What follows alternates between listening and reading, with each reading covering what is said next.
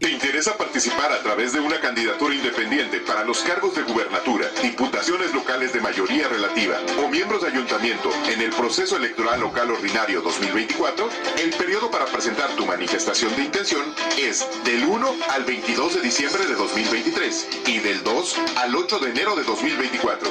Consulta las bases en la convocatoria publicada en www.ipc-chiapas.org.mx.